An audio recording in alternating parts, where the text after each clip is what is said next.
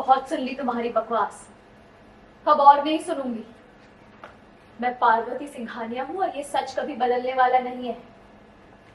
इन्होंने शादी की है मुझसे। पूछो इनसे कि मैं परी हूं या पार्वती।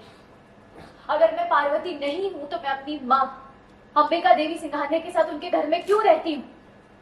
अगर मैं परी होती तो मैं बाजवा हाउस में होती, लेकिन अभी भी अपने शादी के बाद भी मैं अपने घर यानी सिंघानिया हाउस में हूँ, जहां तुम पी के आए थे और तुमने वो सब तमाशा किया। और एक बात सुन लो, ये जो मैंने तुम्हें थप्पड़ मारा है ना, वो इसलिए मारा है क्योंकि तुमने मुझे छूने की कोशिश की थी। तुम्हारी हिम्मत कैसे हुई? तब थप्पड़ मारी थी तो बोल भी क्या? अभी मारने की क्या जरूरत है? अभी छुआ तो मैंने।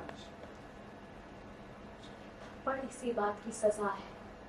उस वक्त तुम नशे में थे और मैं पिए हुए और बेहोश आदमी को मार के अपना टाइम और अपनी एनर्जी वेस्ट नहीं करना चाहती थी। अगर मैं तभी तुम्हें मारती ना तो तुम्हें याद भी नहीं होता कि मैंने तुम्हें मारा क्यों। लेकिन ये थप्पड़ तुम्हें हमेशा याद दिलाता रहेगा। और अगर फिर से कभी तुमने मेरे साथ ये सब करने के बारे में सोचा भी तो ऐसा ही थप्पड़ मिलेगा। इनफैक्ट इससे भी जोर का एक थप्पड़ मारूंगी। और एक बात याद रखना, अगर मैंने तुम्हें किसी भी लड़की के साथ बदतमीजी करते देखा तो तुम्हारे हाथ पैर तोड़ दूंगी और फिर पुलिस में आके कंप्लेन करूंगी और ये हवालात में आके तुम्हें पीटेंगी। बात समझ आई?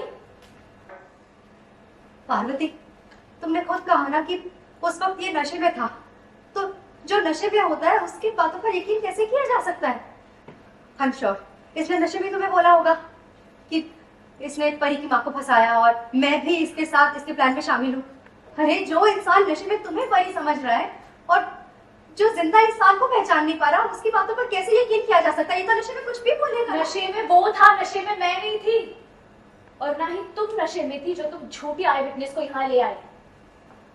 बताओ, तुम्हारी वो ममता, वो सच में आई विटनेस थी या पैसे देके उसे झूठ बोलने के लिए तैयार किया था तुम दोनों ने?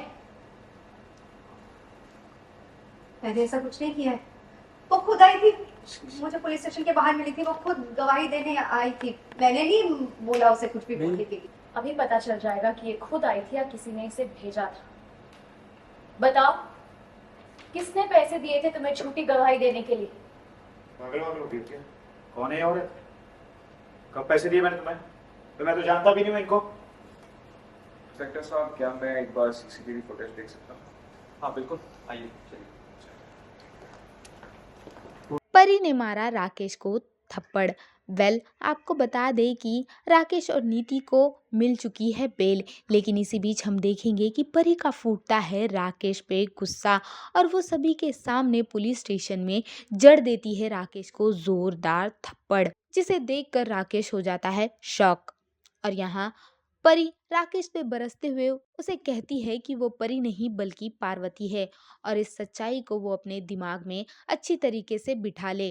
और ये थप्पड़ उसने राकेश को नशे की हालत में उसके साथ की गई बदतमीजी के लिए उसे मारा है। यहाँ नीति राकेश को डिफेंड करती हुई नजर आती है और परी को कहती है कि राकेश ने जो कुछ भी किया वो नशे की हालत में किया।